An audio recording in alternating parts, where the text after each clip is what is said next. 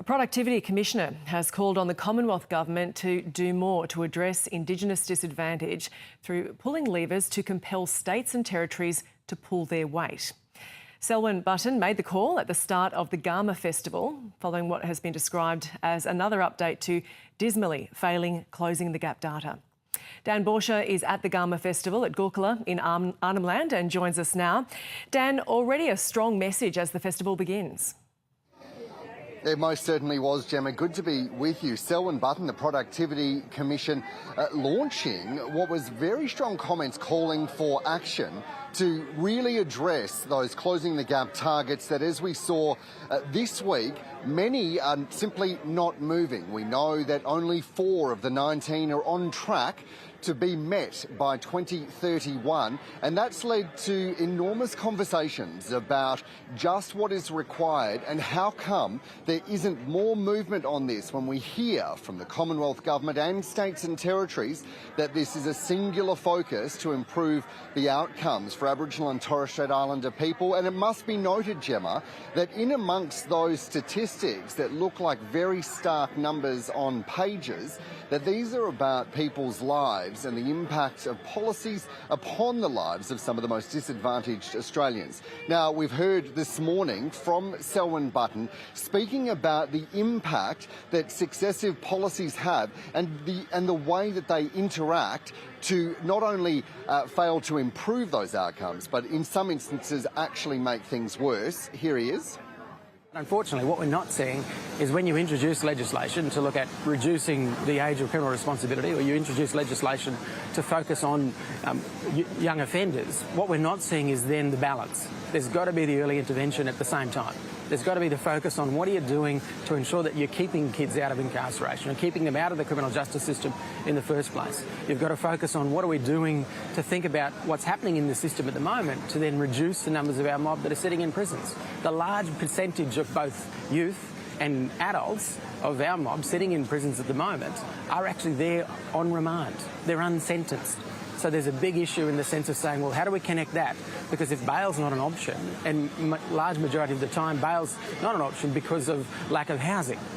So it's about connecting to broader social issues and coming up with solutions that actually address not just one problem, but think about it more holistically. And so Selwyn Button there really pointing to the impact of policies and how they interact with each other to create the circumstances and situations that we have now. The Commissioner going on to say that it's perhaps in the wheelhouse of the Commonwealth to be considering funding if in fact the states and territories are not, quote, pulling their weight. So very strong language. And this comes, of course, after we heard Commissioner Button earlier this week saying that some of the tough on crime initiatives, particularly here of the Northern Territory CLP government, are having a detrimental impact. Now, of course, Gemma, you mentioned that this all comes as we're starting off the Garma Festival. And this year we know that there is a very big focus on economics and on some of the other levers that can be pulled. Denise Bowden is the Chief Executive of the Yothu Yindi Foundation that pulls this festival together. And she's really outlined what the YYF thinks are the priorities in terms of those broader economic policies. Here she is.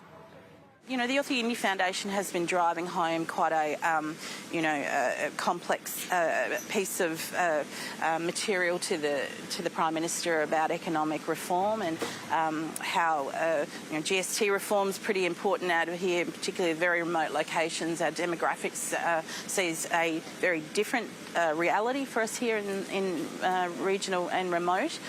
So, we've been very, very loud and clear about reform measures over the past 10 years.